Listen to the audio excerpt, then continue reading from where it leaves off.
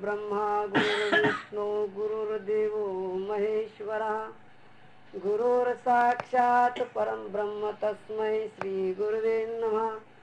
ब्रह्मानंदं परम सुखदं केवलं ज्ञानमूर्ति द्वन्द्वातीतं गगनसदृशं तत्त्वमस्यादिलक्ष्यम् एकमनित्यं विमलमचलं सर्वं साक्षिभूतं भावातीतं त्रिगुणरहितं सद्गुरुं तन्नामि.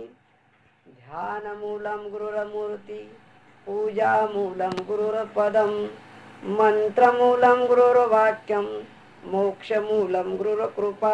सद्गुरुनाथ महाराज की जय. अलंकापुरी पुण्यभूमी पवित्र देश महाराज की जय. आताच आपण आदरणीय निंबाळकर साहेब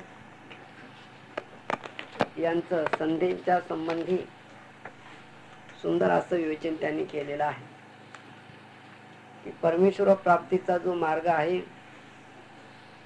हा मार्ग बाहेर नाही तर हा आपल्या अंतःकरणामध्येच आहे. आपली सर्व इंद्रिय एकाच विषयावर केंद्रित करून त्या विषयाचं ज्ञान प्राप्त करून घेण्यासाठी अंतःकरणाची एकाग्रता आवश्यक असते. परंतु एकाग्रता बाहेरच्या वस्तूवर असते. हीच एकाग्रता जेव्हा आम्ही आपल्या आत्म्याकडे लावायला लागलो की ज्ञानेश्वर माऊली त्यालाच अवधान असं म्हणतात. परंतु हे अवधान लावत असताना अनंत प्रकारच्या अडचणी आपल्या समोर येतात. त्या अडचणी दूर करण्यासाठी म्हणून आपल्या शरीराला जी विविध प्रकारची इंद्रिय आहेत, 5 ज्ञानेंद्रिये, 5 कर्मेंद्रिये, यांना अंतर्मुख बनवण्यासाठी संस्काराची गरज आहे. संस्कार म्हणजे काय? तर आपण जे तोंडानं बोलतो त्याला नीट बोलता आलं पाहिजे. डोळ्याने आपण जे काही वस्तू पाहतो त्या पाहत असताना त्याच्यातला चांगला भागच आपणाला दिसावा. वाईट भागाकडे आपण दुर्लक्ष केलं पाहिजे. कानाने सुद्धा जे आपल्याला पोषक असेल परमार्थ दृष्टीनं त्याचं श्रवण केलं पाहिजे. सर्व इंद्रियांना अशी सवय लावली पाहिजे की ती सर्व आत्म्याकडे लागली पाहिजे. आणि ती लागण्यासाठी म्हणूनच आपल्याकडे संध्या हा विषय आहे. संध्या या शब्दाचा अर्थ सम म्हणजे अत्यंत उत्तम, ध्यान म्हणजे ध्यान करणे, परमात्म्याचं उत्तम ध्यान करणे, आत्म्याचं उत्तम ध्यान करणे. आत्मा आणि परमात्माला एकाच स्थानावर बसवता आलं पाहिजे. हृदय असणार, हृदयाच्या आसनावर जर आत्मा आणि परमात्मा जर राहिले तर त्याच ठिकाणी सुखाची प्राप्ती आहे असं ज्ञानेश्वर माऊलीने सुद्धा म्हटलेलं आहे. तर या परमात्मा प्राप्तीच्या साठी मानवी जीवन आपल्याला प्राप्त झालेलं आहे. त्या जीवनाचा प्रत्येक क्षण परमात्म्याच्याच कार्यासाठी लागावा यासाठी साधू संत आपलं जीवन खर्च केलेलं आहे. परमात्म्याच्या नावासंबंधी आपण मागच्या वेळी पाहत होतो.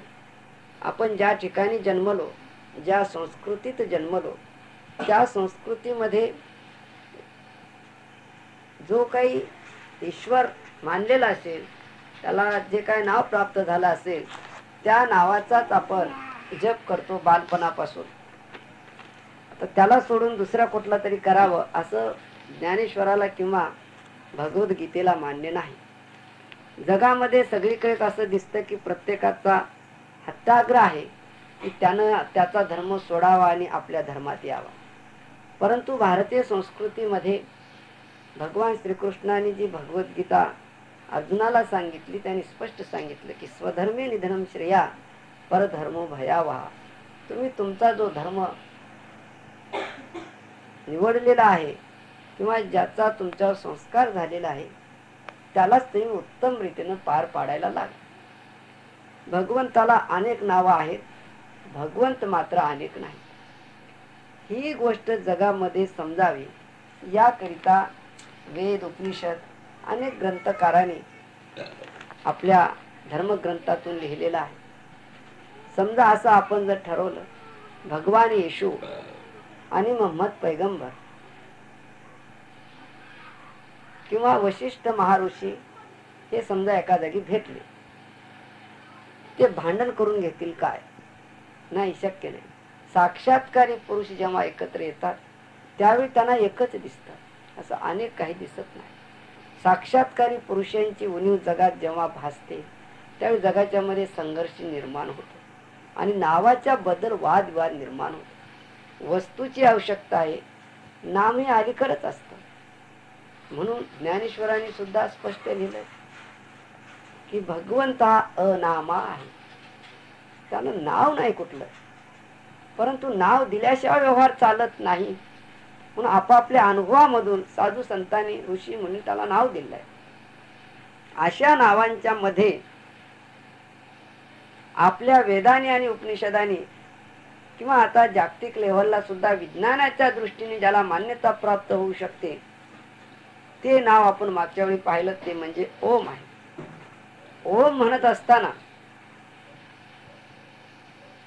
शरीराच्या मध्ये विशिष्ट पद्धतीची एक हालचाल निर्माण होते, ज्याचा संबंध प्रत्यक्ष मेंदूशीच येतो. म्हणून हे उच्चार शास्त्र आहे. म्हणून ज्ञानेश्वर माऊलीने वेद उपनिषदांच्या आधारे, भगवद्गीतेच्या आधारे ओमला भगवंताचं निजनाम, सर्वश्रेष्ठ नाम असं मानलेलं आहे. आणि ज्ञानेश्वरीची पहिली ओवी आपण पाहिली की या जगाचं मूळ कारण जे आहे, ज्याला आद्य असं म्हटलेलं आहे, त्याचं वेदाने प्रतिपादन केलेलं आहे. अशा स्वतः जाणणाऱ्या त्या विश्वरूपाला, भगवंताला, आत्मरूपाला मी नमस्कार करतो असं ज्ञानेश्वरांनी पहिल्या ओळीत म्हटलेलं आहे. दुसऱ्या ओळीत असं म्हटलेलं, जो आत्मा जो आहे हाच खऱ्या अर्थानं गणपती आहे. सगळ्यांच्याच मतीच्या मध्ये प्रकाश देणारा आहे. म्हणून निवृत्तीचा दास ज्ञानेश्वर माऊली म्हणतात की तुम्ही सर्वजण ते ऐकायला लागा. तर ह्याच्या पुढच्या ज्या ओवी आहेत या गणपतीचं वर्णन केलेले आहेत. म्हणजे हे शब्द ब्रह्म अशेष, तेची मूर्ती सुवेश, जे वर्ण वपू निर्दोष मिरवी, तशी जगातली सगळीच ग्रंथ संपत्ती म्हणजे भगवंताचं स्वरूप आहे. म्हणजे ते गणपतीचं शरीर आहे असं मानलेलं आहे. जगातल्या कुठल्याही धर्मग्रंथाचा ज्ञानेश्वर माऊलीने म्हणजे द्वेष केलेला नाही. त्याच्यातला जो चांगला भाग आहे, निर्दोष जो भाग आहे, तो गणपतीचंच रूप आहे. अशा रीतीने जवळपास 20-21 वया त्याच्यामध्ये ज्ञानेश्वर माऊलीने गणपतीचंच वर्णन केलेलं आहे. आपला ओम संबंधी पाहत असताना शेवटच्या ओवीमध्ये ज्ञानेश्वर माऊलीने असं म्हटलेलं आहे 19व्या ओवीमध्ये की गणपतीचे जे पाऊल आहेत, आकार चरण युगुल, म्हणजे 2 पाय जे आहेत गणपतीचे ते ओमकारामधला अ आहे, अकार. आकार चरण युगुल, उकार उदर विशाल, आणि उकार मात्रा जी आहे ती गणपतीचं उदर आहे. आणि मकार मात्रा जी आहे ते महामंडल डोका आहे. मस्तकाकारे, मस्तकाचा आकार गणपतीचा म्हटलं तर म मात्रा आहे. आता मग माऊलीने असं म्हटलेलं आहे तिन्ही एकत्र आले पाहिजे. आकार, उकार आणि मकार हे तिन्ही एकवटले ते तर शब्द ब्रह्म कवळले. आकार, उकार आणि मकार एकत्र जर आले, या तिन्ही जर जोड आपला जर बरोबर बसवता आली तर जगामध्ये जेवढे काही शब्द आहेत, जेवढं काय ज्ञान आहे ते सर्व एकत्रित केल्या जातं. आणि म्हणून ते मी या श्री गुरु कृपा नमिले आदी बीज, या विश्वाचं जे बीज आहे, सगळ्या शब्दांचं बीज आहे, सगळ्या ग्रंथाचं जे बीज आहे ते म्हणजे ओम आहे. आणि श्री गुरुच्या कृपेनेच मी त्याला नमस्कार करतो आहे असं ज्ञानेश्वर माऊलीने म्हटलेलं आहे. या नामाच्या मध्ये अशी एक शक्ती आहे, हे नाम उच्चारण्याकरता अगदी कमी वेळ लागतो. बाकीचे नाम उच्चारण्याकरता व्यंजन आणि स्वर याच्यात भिन्नता असते, स्थान भिन्न भिन्न असतात. म्हणून हा ओम म्हटल्यानंतर तोंड बंद करता, म म्हणताना तोंड बंद होत नाही. ओमकारातला म म्हणताना बंद होते तोंड. तुम्ही नुसतं म म्हणा तोंड बंद होत नाही, उघडावं लागतं. अ बाहेर निघतो ना, म म्हटलं की तोंड उघडतं. ओम म्हणलं की नाही, बंद होते तोंड.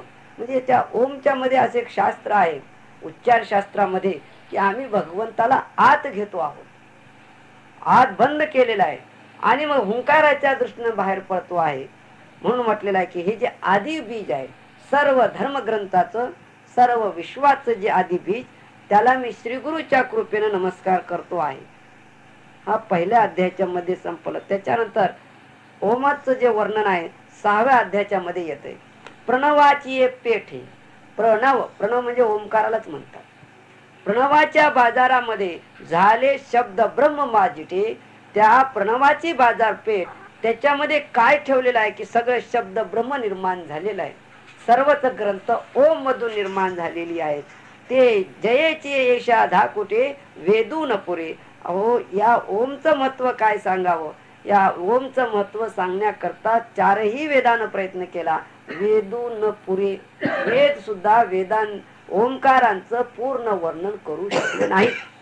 तिथपर्यंत आम्ही जाऊ शकलो, परंतु त्याचा साक्षात्कार करून देणं शब्दाच्या बाहेरच्या असं म्हटलेलं आहे. म्हणून आता मग त्याच्यानंतर माऊली असं म्हणतं की जे ओमचं स्वरूप समजून घेण्याकरता मी ज्ञानेश्वरी मधल्या 18व्या अध्यायाच्या मध्ये ओंकाराचा संबंध कुठं कुठं कसा आला हे सांगण्याचा मी प्रयत्न करतोय.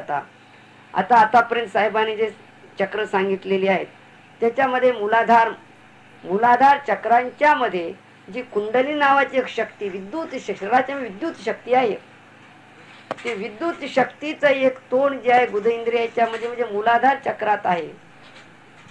तेथून तिला जाग आसन आणि प्राणायाम किंवा नामस्मरणाच्या योगे किंवा गुरुच्या कृपेनं तिला जाग करावं लागतं. मग ती उठून वर यायला लागते. मूलाधार चक्राच्या मधून स्वाधिष्ठान चक्रात येते.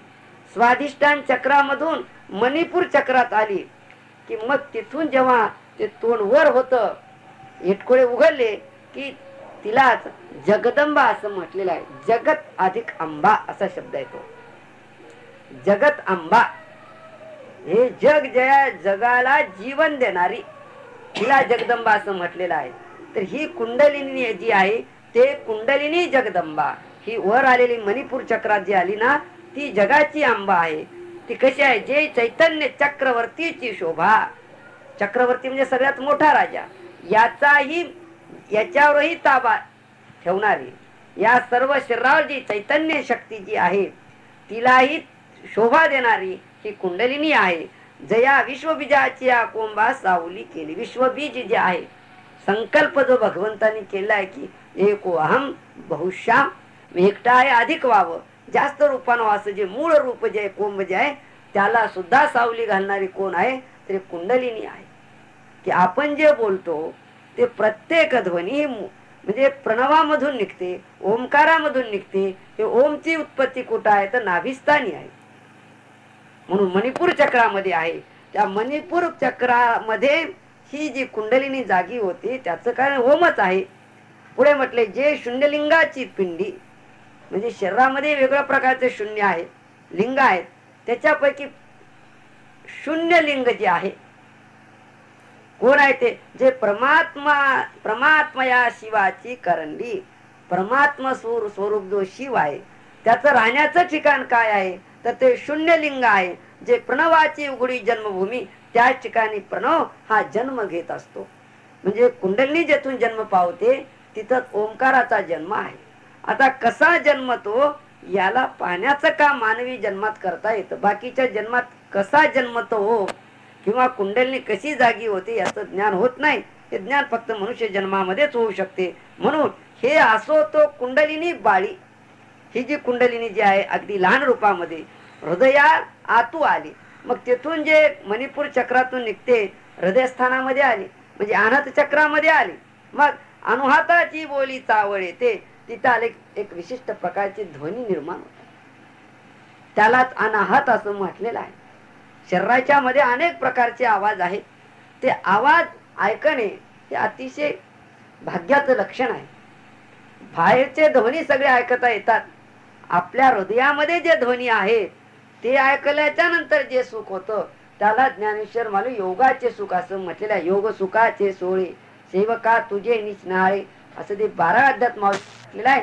ते सुख कुंडलिनी जागृत झाल्याच्या नंतर ती ज्यावेळी हृदय आकाशामध्ये येते, अनंत चक्रामध्ये येते, त्यावेळी ते आपला ते ध्वनी चावळायला लागते. म्हणून म्हटलंय हृदयातू आली अनुहाताची बोली चावळ येते, अनुत ध्वनी तिथं निर्माण व्हायला लागते. पुढे म्हटले घोषाच्या कुंडी नाद चित्रांची रूपडी प्रणवाची या मोडी रेखिली आईशी.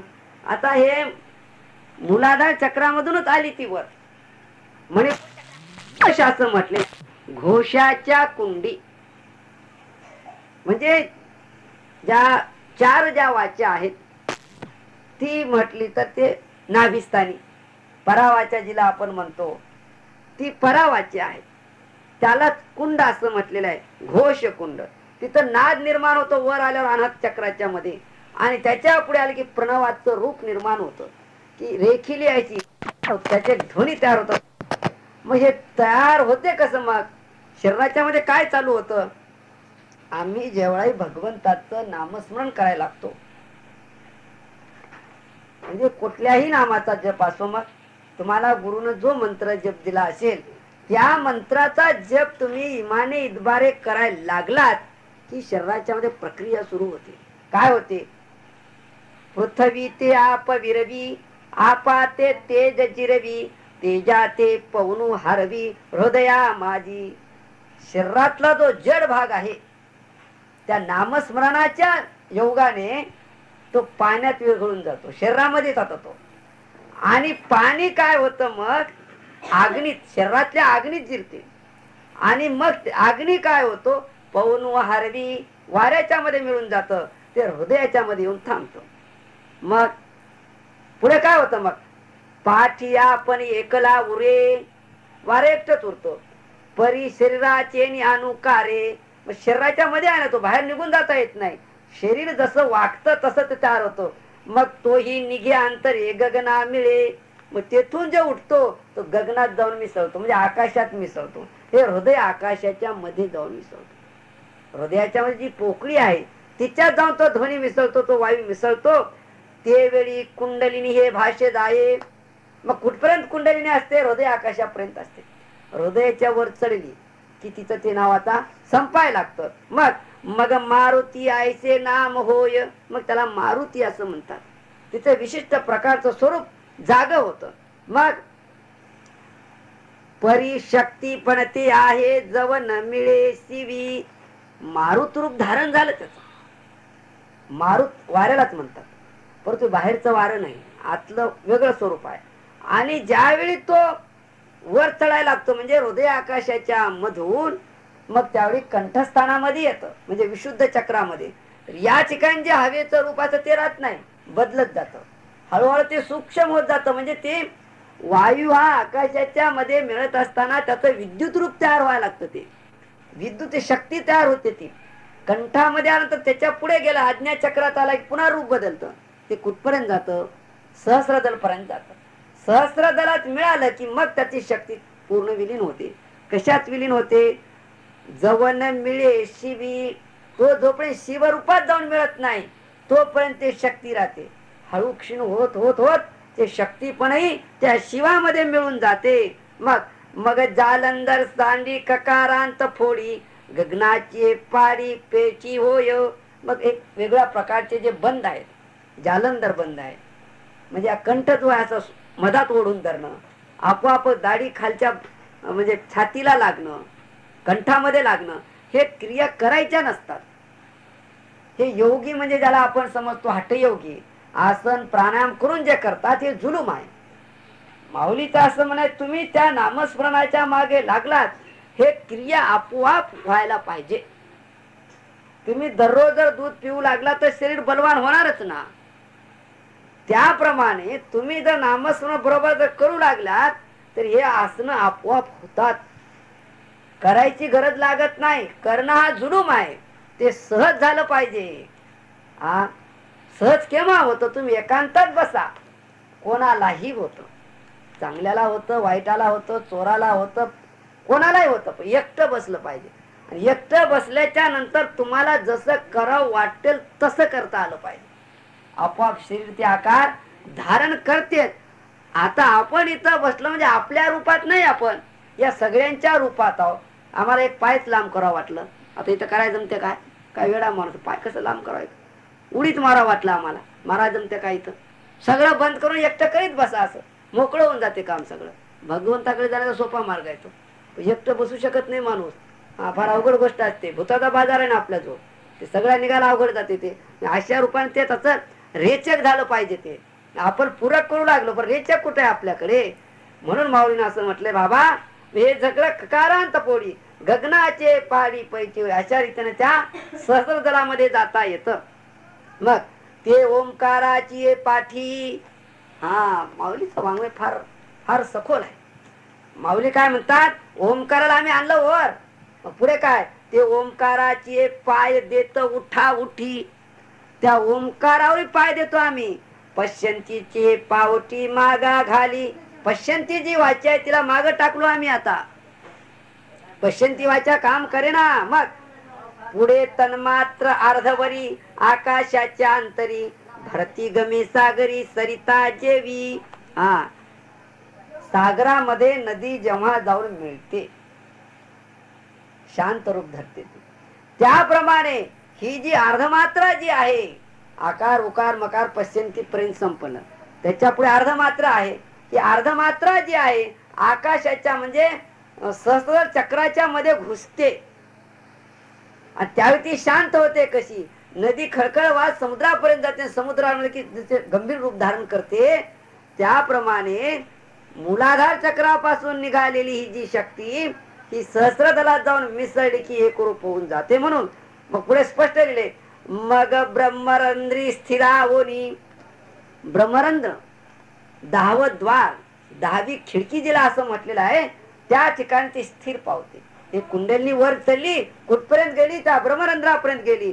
मग ब्रह्मरंध्री स्थिरावोनी सोमभावात या बाह्या पसरुणी परमात्मलिंगा धावोनी अंगा घडे. मग ब्रह्मरंध्रामध्ये जेव्हा ही जाऊन थांबते, काय होतं त्या ठिकाणी गेल्यावर तिला सोहम भाव प्राप्त होतो. कल्पना अशी आहे की आमची की तोंडानं सोहम सोहम सोहम म्हटलं म्हणजे तिथं जातो, तसं नाही. ते सोहम भाव आया, सोहम म्हटल्यावर तर झालो, परंतु तिथं जाणं महत्वाचं आहे. सोहम म्हणणं का असं नाही त्याचा अर्थ. सोहम जे मुखानं म्हणाले त्याचा भाव तिथं प्राप्त होतो. कुंडलिनी जेव्हा जागी होऊन सहस्र चक्रात जाते, ते स्थिर पावते, त्यावेळी त्याला सोहम भाव निर्माण होतो.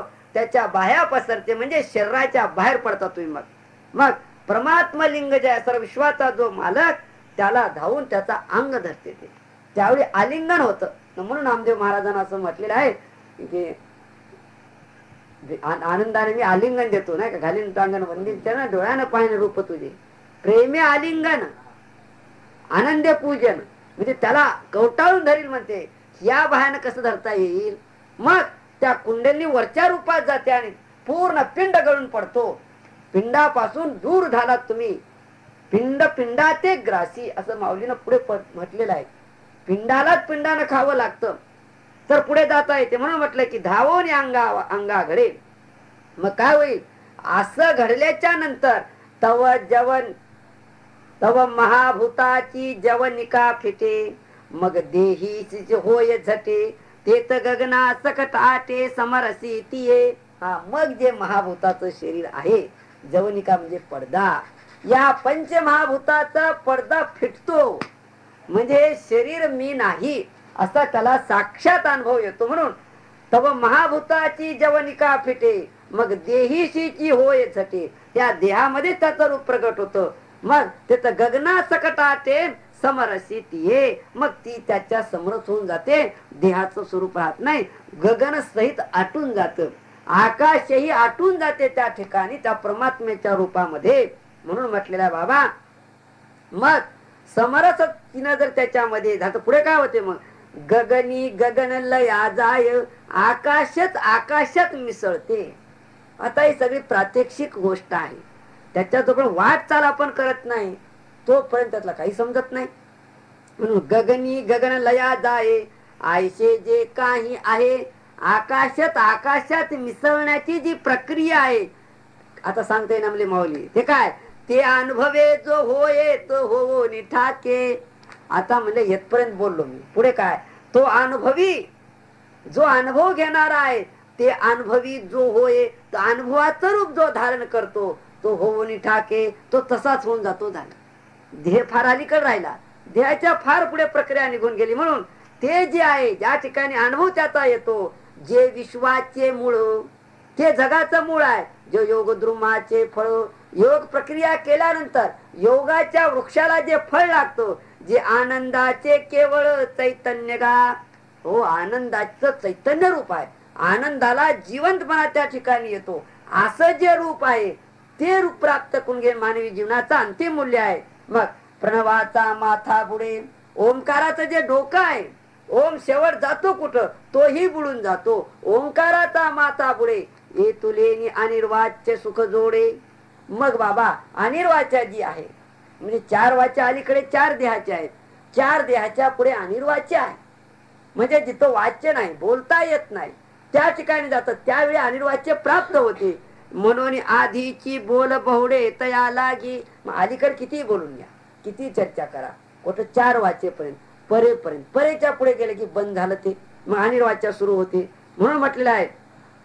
आता एक कसा शब्द आहे, काय आहे, तैसाची नैसर्गिक शुद्धू मी पृथ्वीच्या ठाई गंधू. मग आता वेदांचा विचार केला की ओंकाराचं स्वरूप जे वेदामध्ये सांगितलेलं आहे, भगवंत म्हणतो माझं कुठं कुठं विभूती सांगत असताना ते सांगितलं बाबा, तैसाची नैसर्गिक शुद्धू, निसर्गता मी सिद्ध आहे, मला परमेश्वर सिद्ध करून द्या असं जे म्हणतात ते अज्ञानाचं स्वरूप आहे. परमेश्वर सिद्ध आहे. मी पृथ्वीच्या ठाई गंधू, हो पृथ्वीच्या ठिकाणी मी गंध रूपाने आहे. गगनी मी शब्दू, आकाशाच्या मध्ये शब्द रूपाने आहे. वेदी प्रणव, आणि भगवंताचं रूप वेदांच्या मध्ये जे आहे, अरे मी वेदांच्या मध्ये प्रणव रूपाने आहे. ओम माझं स्वरूप आहे वेदांच्या मध्ये. पै आदीचे अवसरे विरुढलेनी गगनाचे अंकुरे, जे अंती गिर्याक्षरे प्रणव पीठीची, हे आदी स्वरूप जे परमेश्वराचं आहे. ज्या ठिकाणी गगनाला अंकुर फुटतो आणि शेवटी ते गिळून टाक, जे अंती गिळी अक्षरे, सगळ्या अक्षराला जो गिळून टाकणारा स्वरूप आहे. प्रणव पीठीची, प्रणवाचं जे पीठ आहे, प्रणवाची जी उत्पत्ती आहे ओंकाराची, याच्यामध्ये जी अक्षर आहे, याच्या ज्या मात्रा आहेत, त्या सुद्धा त्याच्यात विरून जातात, त्या सुद्धा शिल्लक राहत नाहीत. म्हणून तैसे चित्त राहिल्या पांडवा, प्राणाचा प्रणवोची करावा, मग अनुवृत्ती पंथे आणावा मूर्धनी वरी. बघ म्हणजे अर्जुना, हे जे चित्त आपल्या शरीराच्या मध्ये आहे ना, या चित्ताला काय कर, प्राणाकडे लाव. मग प्राण काय होतो, प्राणाला एक आकार प्राप्त होतो. कसा प्राप्त होतो, आपण जर खूप श्वास जर कोंडून ठेवला तर आपल्या छातीच्या मध्ये एक फुगीरपणा येतो, छाती फुगते आपली. त्याला म्हटलेलं आहे प्राणाचा प्रणवची करावा. या प्राणाला ओंकाराचं रूप धारण करून द्या. तर प्राणानं ओंकाराचं रूप धारण केलं पाहिजे. मग अनुवृत्ती पंथी आणावा मूर्धनी वरी, मग त्याला रस्ता सापडते. मग हळूहळू त्या मूर्धनी म्हणजे पुन्हा वरचा भाग, शेवटचा भाग मनुष्याच्या, त्या ठिकाणी त्याला आणून सोडावं लागतं. आता याच्यासाठी जर कोणी हट्टानं जर प्रयत्न केला तर त्याला हे जाऊ देत नाही पुढे, कारण याच्यासाठी लागणारं गुरुचं मार्गदर्शन आवश्यक आहे. स्वतःच्या हिमतीवर जाता येत नाही, तर गुरु कृपेशिवाय रस्ता सापडत नाही. आणि याला चित्ताची अगदी निर्मलताच पाहिजे. याच्यासाठी आसनं घाला, डोकं खाली वर करा, काही गरज पडत नाही. अगदी स्वच्छ मनानं शांत चित्तानं आपण जर बसला तर आपला ते आपोआप प्रगट व्हायला लागतं. म्हणून बाबा ते तर आकाशी मिळे न मिळे, आकाशात तुम्ही मिळता की न मिळता, तैसा धरावा धारणा बळे. आपल्या शरीराच्या मध्ये जे आकाश स्वरूप आहे त्याच्यात तुम्हाला मिळायला अवकाश नाही, परंतु धारणा धरा, धारणाची ताकद वाढवा. मग जव मात्रा तय मावळे अर्धबिंबी, अर्धबिंब ज्या ओंकाराचं वर्त जे असं त्याच्यामध्ये तुम्ही मिसळा. त्या अर्धबिंबाच्या मध्ये मात्रात्रय मावळे, 3 मात्रा आकार उकार आणि मकार त्या अर्ध मात्रेच्या मध्ये मिळून जाते. म्हणजे काय, स्थूल देहामधून सूक्ष्म देहात, सूक्ष्म देहामधून कारण देहात, कारण देहामधून महाकारण देहात, महाकारण देहाच्या पुढे जे आहे त्यामध्ये तुम्ही मिळा. तववरी तो समीरू, तोपर्यंत त्याला वाऱ्याचं स्वरूप आहे. निराळी की जे स्थिरू, म्हणजे आकाशाच्या मध्ये त्याला स्थिर करा. मग लग्नी जेवी ओंकारू बिंबीची विलसे, मग ओंकार स्वरूप जे आहे त्या स्वरूपामध्ये एकरूप होऊन जातो. आपण व्यवहारामध्ये जर बोलू लागलो, कुठपर्यंत वेगळे वेगळे माणसं असतात, ही मुलगी ही मुलगा, सोयरीक झालं तरी नवरा बायको म्हणता येत नाही. लग्न झाले की झाले एक, लग्न होण्याच्या अगोदर 2 असतात, मग लग्न झाले की नातं बदलतं. त्याप्रमाणे परमात्म्याशी तुम्ही एकरूप होणं आवश्यक आहे. तुमच्या जर भेद भावना राहिली की जमत नाही. म्हणून म्हटलेलं बाबा बिंबीचे विलसे, तैसे ओम हे स्मरो सरे. ओम म्हणायचंही बंद झालं पाहिजे. ओमचं स्मरणही बंद होत, त्याच्याकडे तुम्ही लक्ष घातलात की वाचा बंद होते. पूर्ण स्वरूप भगवंताचं तिथं असतं. त्याची प्राप्ती करून घेणं माणसाचं कर्तव्य आहे. म्हणून मनोनी प्रणवयक नाम, म्हणून उपनिषद वेद मातेनं असं म्हटलं की बाबा हे प्रणवयक नाम, एकच नाम भगवंताचं ते प्रणव आहे. हे एकाक्षर ब्रह्म, एक अक्षरी ब्रह्म म्हणजे ओम आहे. जे माझे स्वरूप परम स्मरण साता. हा, तुम्ही त्याचं स्मरण करा, ते माझं परम स्वरूप आहे. या परी तेजी देहाते, या प्रकाराने तुम्ही जर देहाचा त्याग केला तो त्रिशुद्धी पावे माते, नक्कीच मला येऊन मिळतो तो. जया पावनया परो, ते अनेक पावने नाही. तिथं जाण्यासाठी सगळ्याची धडपड आहे आणि तुम्ही तिथं सहज रीतीने जाऊन पोहोचू शकता. याच्यापेक्षा दुसरीकडे कुठेही जायची आवश्यकता नाही. पै ब्रह्म बीजा झाला अंकुरू, घोष ध्वनी नादाकारू, तयाचे गा भवन ओंकारू, तोही मी गा. अर्जुन असा आहे, ब्रह्मबीजा झाला अंकुरू, मूळ ब्रह्म आहे, त्याला अंकुर फुटला. तो पहिला अंकुर म्हणजे घोष. घोष म्हणजे परावाच्या, आणि परावाच्या मुळात नाभीतून जन्मते. म्हणून आपण म्हणतो ना, बेंबीचं देठ पिळलं तर समजल हो एरी काय. बेंबीचं देठ पिळणं म्हणजे मूळ तिथून वर येणं, त्याला अंकुर फुटणं. म्हणून म्हटलेलं आहे घोष स्वरूप आहे. म्हणतो ना घोष करा, जय घोष करा. म्हणतो ना जय घोष, हे मात्र आहे, ते मूळ रूप आहे घोष. जय घोष करा म्हणजे नुसतं तोंडानेच म्हणतो आपण. त्या बेंबी पासून म्हटलं पाहिजे घोष. मग त्याच्या वर आलं, हृदयामध्ये आलो आपण की त्याला कोणती पश्यंती म्हणतात. त्याच याने ध्वनी शब्द केला, घोष ध्वनी. आणि ज्यावेळी कंठात आला की त्याला नाद असं म्हटलेलं आहे. म्हणजे मध्यमा वाचेला नाद म्हटलेला आहे. घोष ध्वनी नादाकारू, तयाचे गा भवन ओमकारू, तोही मी गा. मग त्याच्या पुढे आलं तर ओम बाहेर पडतो. ओम बाहेर आला म्हणून म्हटलंय ही जे रूप जे आहे, म्हणजे मध्यमा वाचा आली कंठामध्ये, मुखामध्ये आलं की वैखरी सुरू झाली. आलाय अशी अनेक नावं, नाद बिंदू अशी नावं त्याच्यामध्ये लय करीत जात असताना त्याचा अति सूक्ष्म भाग माऊलीनं वर्णन केला आहे. म्हणून जया ओंकाराची खुशी. ओम कसा शब्द आहे तो, अक्षरे होती अ उ म कारेशी. अरे या ओंकाराच्या मध्ये आकार उकार आणि मकार आहे. जे उपदता वेदेशी उठली तिने, ते निर्माण झाल्यावर वेदच त्याच्यातून निर्माण झालेले आहेत. वेदेशी उठली तिने, तिन्ही वेदांनी याच वर्णन केलेलं आहे. म्हणून ऋगु यजु सामू, हे तिन्ही म्हणे मी आत्मा रामू. म्हणजे काय, तर ऋग्वेद यजुर्वेद आणि सामवेद या तीनही वेदांनी असं म्हटलेलं आहे मी कोण आहे, मी आत्मा रामू. म्हणजे आत्म्याचंच रूप मी आहे आणि ओम म्हणजेच आत्मा आहे, हे भिन्न नाही. म्हणून ऋग यजु सामू, हे तिन्ही म्हणे मी आत्मा रामू. एवम मी कुलक्रमू शब्द ब्रह्माचा, जितके काही जगामध्ये ग्रंथ आहेत त्या सगळ्याला शब्द ब्रह्म आहे, त्याचा क्रम माझ्यापासूनच आहे. बेंबीतूनच सगळे ग्रंथ निर्माण होतात, ध्वनी तेथून निर्माण होतो, आवाज तेथून येतो. म्हणून ह्या सगळ्या ज्या गोष्टी आहेत ऐकल्याच्या नंतर माऊलीने फार सुंदर विचार मांडला. बाबा हे तर तुम्ही ऐकले, भगवंताचं नामच ओम आहे, उद्यापासून जपायला सुरुवात कर, हरकत नाही. परंतु याचं जे बीज असतं, हे बीज असं ऐकून समजत नसतं.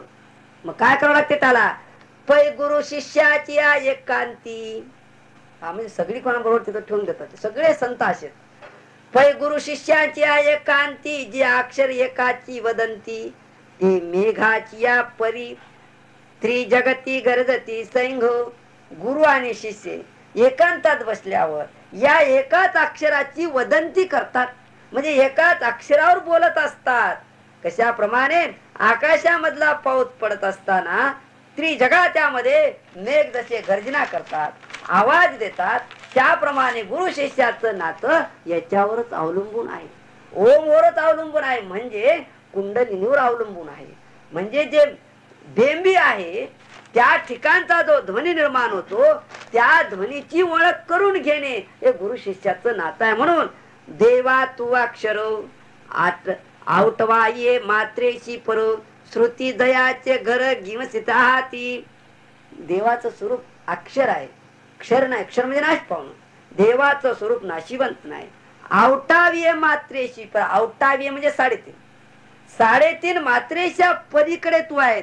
आणि या सगळ्या श्रुती, श्रुती दयाचे घर, श्रुती म्हणजे वेद, वेद सगळे गिमसित हाती त्या ओमचा तपास करण्याचा प्रयत्न करीत आहे. ओम काय वस्तू आहे, ओम कशी आहे, त्याला कसं प्राप्त करून घ्यावं याच्या प्रयत्नात वेद आणि उपनिषद आहेत. म्हणून आणि जो प्रणवा पहिलीकडे वैखरियेशी जे कानडे काय सयाई सांगडे नव्हेची जे वस्तू. म्हणजे ओमचा काय, परंतु अरे प्रणवा पहिलीकडे, वस्तू तर ओमच्या पलीकडे आहे. ओम अलीकडेच आहे. मग वैखरियेशी जे कानडे, वैखरीला नाडून ठेवलं, वैखरी तिथं जाऊ शकत नाही. पण ती वस्तू आहे कशी, प्रणवाच्या पलीकडची. काही सयाई सांकडे नव्हेची जी वस्तू, ती वस्तू कशी आहे हे सांगता येत नाही. कारण जी वस्तू दाखवाल ती पंचमहाभूतातली राहणार, आणि हा तर पंचमहाभूताच्या पलीकडे आहे. मग पंचमहाभूताच्या आधारे या वस्तूचा त्याचा कसा तपास लागेल. मग प्रणव जे आहे त्या प्रणवाच्या पलीकडे ज्या वस्तू आहे ती जगात दाखवता येत नाही. म्हणून ते अक्षर जी अव्यक्त, तो जो परमात्मा आहे, जो आत्मा आहे, तो अव्यक्त आहे, व्यक्त स्वरूपामध्ये नाही, अक्षर स्वरूप आहे. निर्देश देश रहित, निर्देश म्हणजे बोट दाखवणं, ही अशी वस्तू दाखवता येते. त्याला असं कसं दाखवता येईल, बोटानं दाखवता येत नाही त्याला. आणि मग देश रहित, त्याची अशी कुठं जागा नाही इथं आहे म्हणायला, त्याला स्थान नाही, त्याच्याकडे असं बोट करून दाखवता येत नाही. मग सोहमभावे उपासित ज्ञानी हे जे ज्ञानी लोक आहेत ते परंतु सोहमभाव अंतःकरणामध्ये ठेवून त्याच्याकडे त्याची वाटचाल चालू असते. म्हणून हे जे ब्रह्मस्वरूप भगवंताचं जे आहे ते केव्हापासून आहे, तरी अनादि परब्रह्म, याला आधी नाही, कुठं सुरुवात झाली हे सांगता येत नाही. तरी अनादि परब्रह्म जे जगदादि विश्राम धाम, या सगळ्या जगाचं थांबण्याचं ठिकाण जो परमात्मा आहे तयाचे एक नाम त्रिधापय असे, त्याचं एकच नाव आहे म्हणजे ओम. त्याचेच 3 भाग केलेले आहेत. ते की अनाम जाती, परमात्मा कसा आहे, अनाम आहे, नाव नाही त्याला, अजाती, हे ठरल्या जातीतला नाही तो. मग परी अविद्ये वर्गाची राती, माझी ओळखावया श्रुती खूण केली. त्याला नाव नाही तर मग बोलाव कसं. हा बरोबर मिळेल. अविद्ये वर्गाची राती, अविद्या तुम्ही जोपर्यंत आहात त्याला बोलणं व्यवहार करावा लागतो. म्हणून ओळखण्यासाठी म्हणून श्रुतीने ते खूण केलेली आहे. आपले काय खरे नाव आहेत काय, आता सगळेच माणसं कसं समजे, मला काहीतरी नाव द्यावं लागते. म्हणून तसं अविद्येतून नाव आलेलं आहे, ते खरं नाव नाही, त्याच्या पलीकडे परमात्मा आहे, अनामच आहे तो. आपले सुद्धा नाव खरे नाही. आपलं जर खरं नाव असं उभा केली की ओळखायला असता नवीन माणूस कोण आहे सांगा, त्यांनी पाहिलंच नाही कसं सांगू वगैरे, पाहिलेच की डोळ्यानं सांगा ना, आता नाही सांगतायत. कारण नाव कोणालाच नाही, आपल्यालाच नाही, ईश्वराला जसं नाव नाही तसं जगातल्या कुठल्याही वस्तूला नाव नाही ना. तुम्ही ओळखण्यासाठी त्याला नाव दिलेलं आहे. भाषा भिन्न आली म्हणजेच नाव ठेवलेली माणसाला नाव आहेत. मग सर्व जगत अनाम आहे जर विचार केला जास्त तर. तरीही पण अविद्येच्या मध्ये आम्ही जोपर्यंत आहोत, जोपर्यंत आमचा व्यवहार चालू आहे तोपर्यंत आम्हाला त्याचा नावाची आवश्यकता आहे. म्हणून तरी सर्व मंत्राचा राजा, जगामध्ये जेवढे मंत्र आहेत सगळ्या मंत्राची मेघ जर कुठं असेल, सगळ्यावर नियंत्रण जर कोणाचं असेल तो प्रणवादी वर्ण बुझा. आदी वर्ण सर्वप्रथम निर्माण होणारा जो वर्ण आहे त्याला ओळखा आणि तत्कार होतो दुधा तिचा सत्कारता. मग म्हणले महाराज प्रणव आदी वर्ण आहे. ओम हा पहिला वर्ण आहे आणि दुसरा मग तत्कार आहे ओम तत्, आणि तिसरा सत आहे. ओम तत्सत भगवद्गीतेतलाच मंत्र आहे. हे 3 रूपानं भगवंत प्रगट झालेला आहे. म्हणून येव ओम तत् सदाकार ब्रह्मनाम हे 3 प्रकार, ब्रह्माचे 3 प्रकारचे नाव झाले आहेत, ओम तत् आणि सत. हे 3 प्रकार हे फुलतुरंबी सुंदर उपनिषदांचे कोण म्हटले? उपनिषदाने विचार करून करून करून नंतर हे सिद्धांत टाकला की ओम तत्सत हे परमेश्वराकडे जाण्याचा एक मंत्र आहे. म्हणून वर्णत्रयात्मक हे 3 वर्ण जे आहेत तिन्ही मिळून एक होतात. जे हे परब्रह्म नाम एक त्याला परब्रह्म असं म्हणावं. विनियोग तू ऐक याचा आता याचा विनियोग कसा करायचा, याचा उपयोग कसा करायचा ते तू ऐक अर्जुना. तर या नामीची अक्षरे तिन्ही म्हणजे 3 जे अक्षर आहेत कर्म आधी मध्य निदानी. कर्म सुरू करताना कर्माच्या मध्य भागामध्ये आणि निदानी म्हणजे शेवटी. कर्मारंभ कर्म मध्य आणि कर्मांत या 3 ठिकाणी याचा विनियोग करता आला पाहिजे.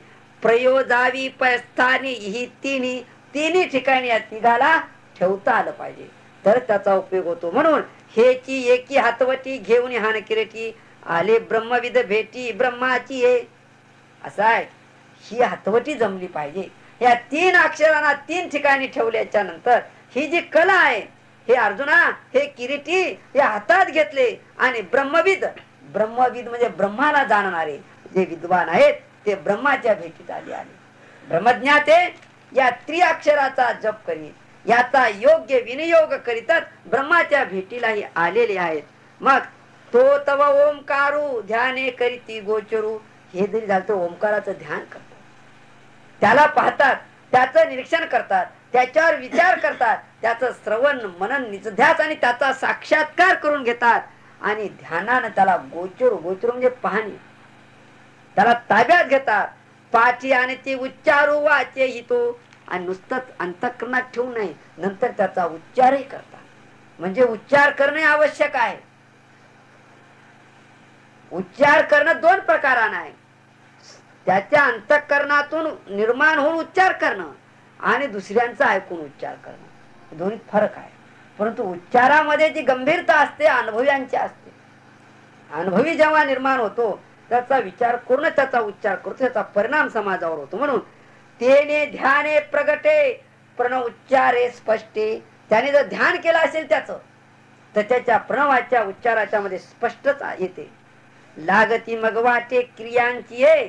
पुढे सांगितलं बाबा ध्यान करून त्या ओमला प्रगट करतो, प्रणवाचा उच्चार स्पष्ट करतो. इतकंच नाही मग तो वाटेला लागतो. कशाचा?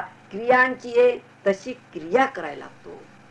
नुसतं तोंडानं बोलून जमेना. क्रियेविन वाचाळता व्यर्थ आहे. जर क्रिया नाही नुसतं जर आपण बोलत राहिलो तर त्याचा परिणाम आपल्याला दिसत नाही.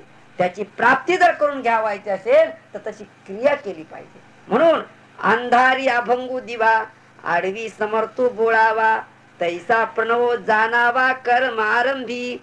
अंधारामध्ये जात असताना दिवा घेऊन जावा लागतो तर त्याच्यामधलं दिसेल. त्याचप्रमाणे बोळावी समर्थ असला पाहिजे. बोळा म्हणजे बाईच्यावर वाट लावतात नाही का, नवरीच्यावर राहत ना बोळावी म्हणून. तो समर्थ ताकददार असावा, त्रास होईल त्याचा. म्हणजे ज्या मुलीच्या बरोबर तो गेला तिचं संरक्षण करण्याची ताकद त्याच्यात असली पाहिजे. नवीन कुटुंबात गेल्यावर माझी बहीण किंवा माझी जे नातलग आहे अशाची इच्छा सोयी आहेत, अशा प्रकारचे सद्गुणी आहे असं त्या घरातल्या कुटुंबाला पटवून देण्यासाठी बोळावी जातो. द्या सगळ्यात लहान लेकरू द्या म्हणले त्याला. असं अहो ते गेलेलं ते जे माणूस बोळावू आहे त्या घरातल्या माणसाला इथं स्वभाव सगळा समजून सांगितला पाहिजे. म्हणून माऊलीनं काय काय शब्द कुठून आणलेत काय सांगा. बोळावू शब्द आता विसरून गेले लोक, नवीन माणसाला काही माहित नाही. बोळाव म्हणतात काय की म्हणतात ते आहे का नाही. आडवी समर्थू बोळावा.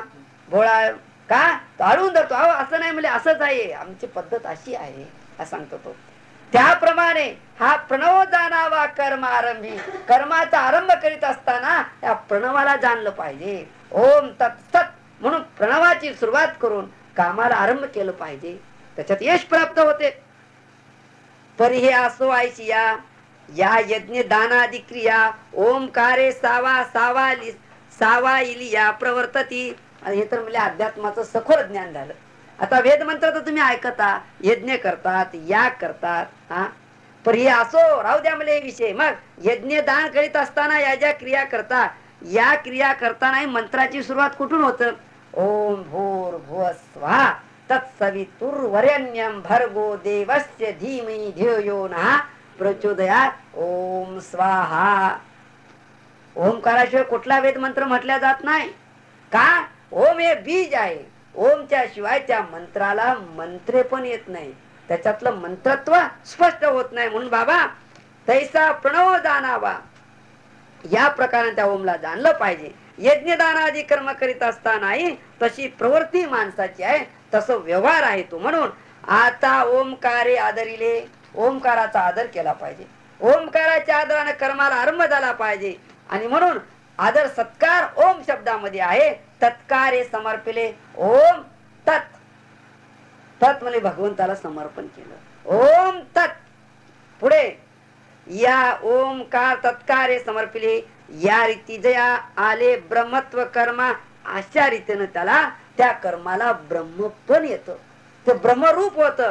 तरी ओमकार तत्कारी कर्म केले जे ब्रह्म शरीरी, जे प्रस्तादी बोलवरी वाखानिले. बाबा ओमकाराच्या मधून तत् निर्माण झालं.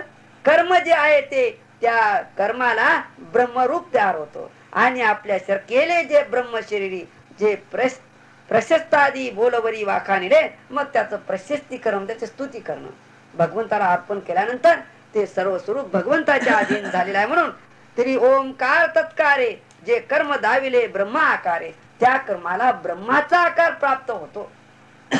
ती गृहिणी होईने एकसरे सन्मात्रची माता.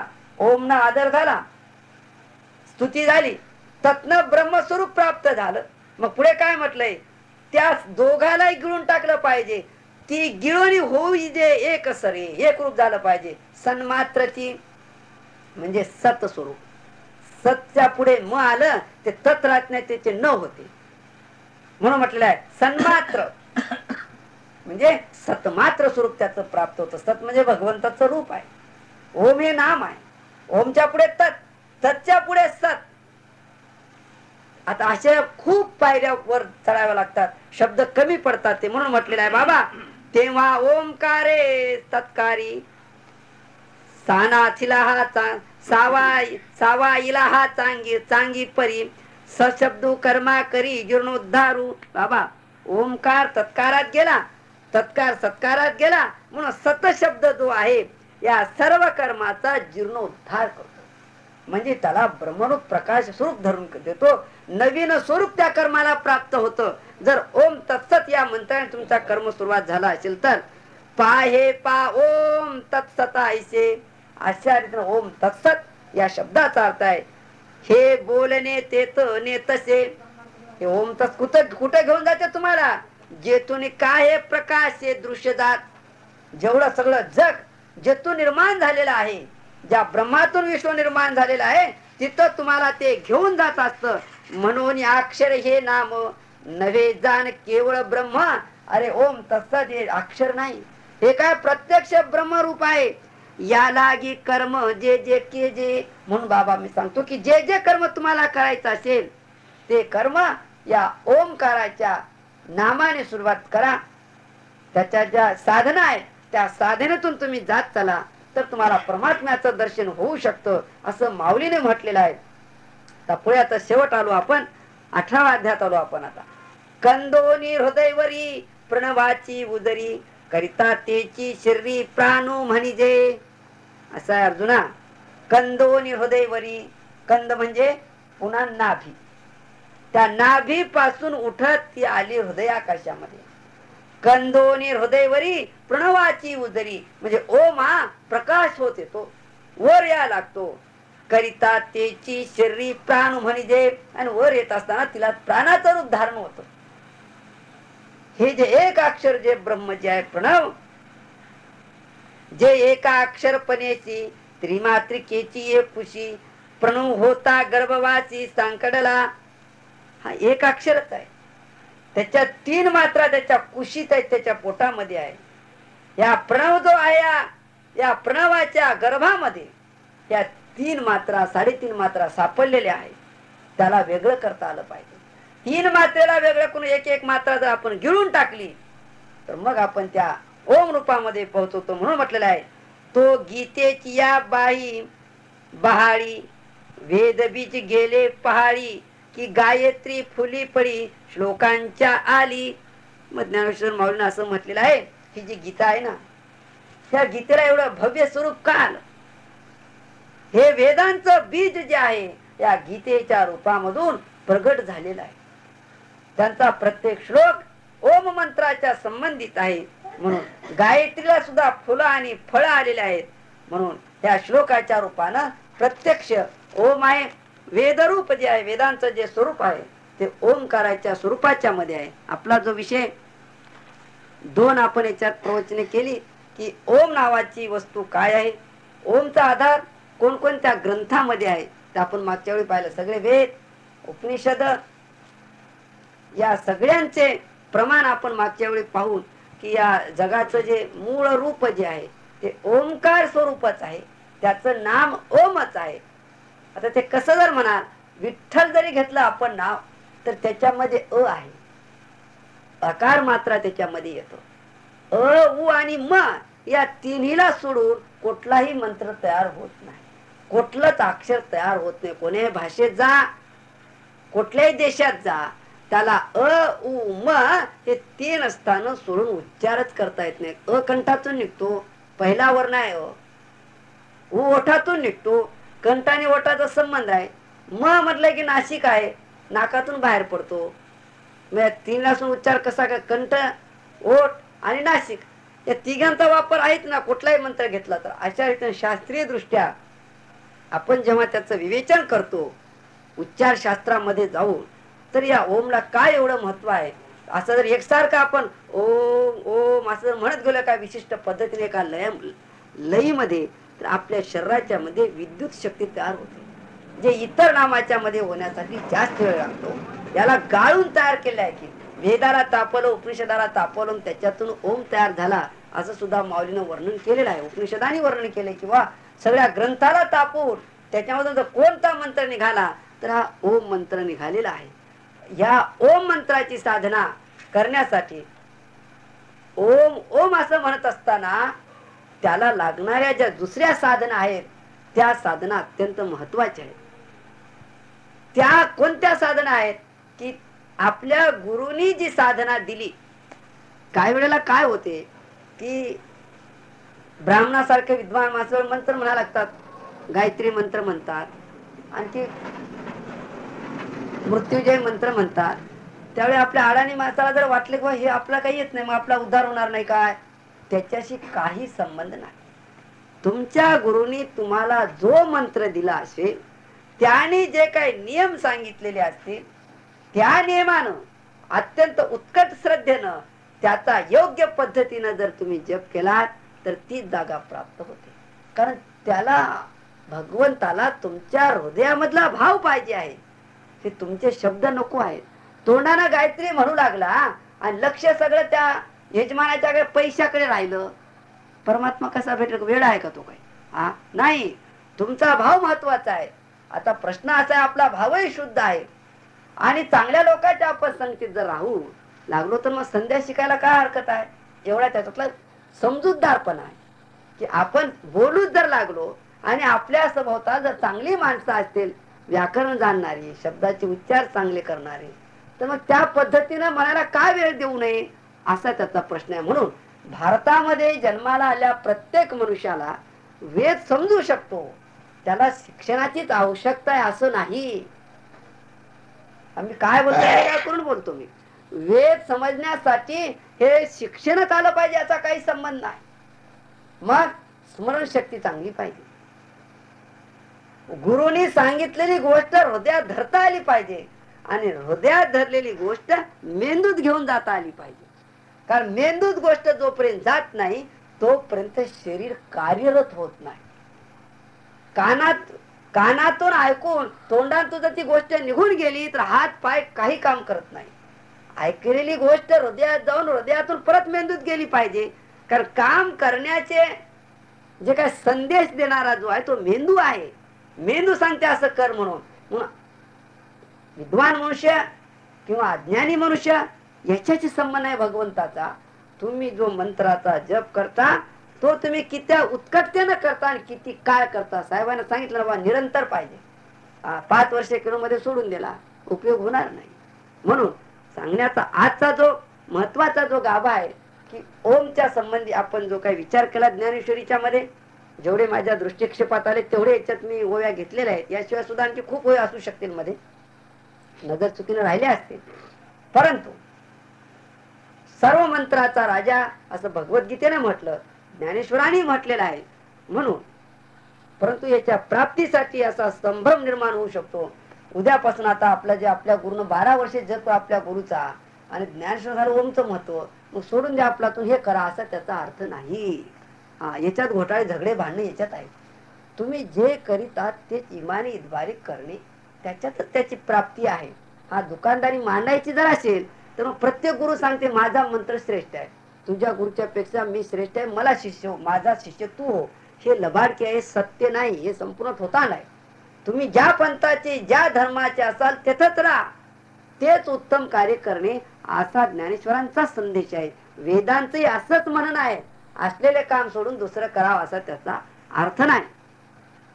महत्वाची एक गोष्ट अशी आहे की आपण जे काही काम करतो दररोजचं, त्याच्यामध्ये एक गोष्ट लक्षात ठेवली पाहिजे प्रत्येकाने की याच्यातलं सगळ्यात महत्वाचं बंधन कोणतं आहे की परोपकार पुण्य आहे, पापाय परपीडन.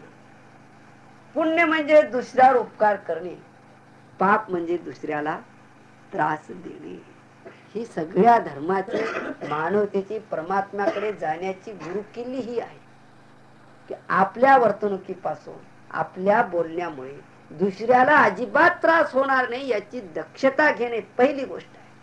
आणि आपल्या शक्तीनुरूप वेळेचं भान ठेवून, तारतम्य भान ठेवून अगदी गरजू माणसाला योग्य तेवढी मदत करणे, याला उपकार असं म्हटलेलं आहे. दिसले त्या माणसाला जर धन देत सुटाल तर तुम्ही वेडे ठराल, तुम्ही पुण्यवान ठरणार नाही. तुम्हाला समाज मूर्ख म्हणेल, शाणा म्हणणार नाही. कोणाला दान द्यावं, किती दान द्यावं याला एक मर्यादा आहे. जशी देणाऱ्याला मर्यादा आहे तशी घेणाऱ्यालाही मर्यादा आहे. या मर्यादा जगातून सुटल्या, त्याच्यामुळे समाज सर्व विस्कळीत झाला. आणि आज आपण जे पाहतो की देणारा एखादा भावनेच्या आहारी गेला की पुढचा माणूस लूट करू लागला, जेवढं तेवढं घेतच राहतो तो. हे गुरुत्वाचं लक्षण नाही, हे साधूचंही लक्षण नाही. साधू याचा अर्थच असा की योग्य लागेल तेवढं समाजाची सेवा करणं आणि आवश्यक तेवढं समाजाकडून घेणे. स्वकष्ट अर्जित संपत्तीच दान करता येते आणि स्वकष्टानंच पोट भरता आलं पाहिजे, हा सगळ्यात महत्वाचा गाभा आहे. म्हणून आजच्या प्रवचनाचा शेवट करण्यापूर्वी आपणाला एवढीच विनंती करतो की आपण मनुष्याच्या जन्माला आलोच आहोत. आपणाला आता कर्म करावंच लागणार आहे. तर हेच कर्म चांगलं कसं करता येईल, आपलं जे काय काम असेल ते तुम्ही शिकवित असाल तर उत्तम पद्धतीनं कसं शिकता येईल याच्याकडे लक्ष देणं. आपला कुठला व्यवसाय असेल तो व्यवसाय समाजाला उपयोगी पडेल, त्या व्यवसायाचा उपयोग समाजाला लुटण्यासाठी जर करून तुम्ही ज्ञानेश्वरी कोळून जरी पिलीत तरी ज्ञानेश्वर तुम्हाला अजिबात मदत करणार नाही, त्याचा काही उपयोग होणार नाही. ज्ञानेश्वर रात्रंदिवस सांगून याच्याच आधारे जर आम्ही बंगले बांधून घेऊ लागलो तरी ज्ञानेश्वर काही समजला नाही. म्हणून माऊलींच्या शब्दामधून सांगायचे की ओम नमो जी आद्या वेद प्रतिपाद्या जय जय स्वसंवेद्या आत्मरूपा. हे कोणाला समजतं की ज्याचं त्यालाच समजतं. तुम्ही कसे आहात हे इतरांना सांगायची गरज नाही, हे ज्याचं त्याला का स्वसंवेद्य आहात तुम्ही, तुम्हालाच ते समजतं आपण कुठपर्यंत कोण आहोत ते. भविष्याकडे जाऊन पाहणारा माणूस फार मोठा अज्ञानीच आहे. भविष्य तुझं तुलाच समजतं. भविष्य त्याकडे कशाला जातोस, विश्वास नाही तुझा कर्मावर. तू जे कर्म केलं त्याचं फळ तुला भोगावंच लागणार आहे.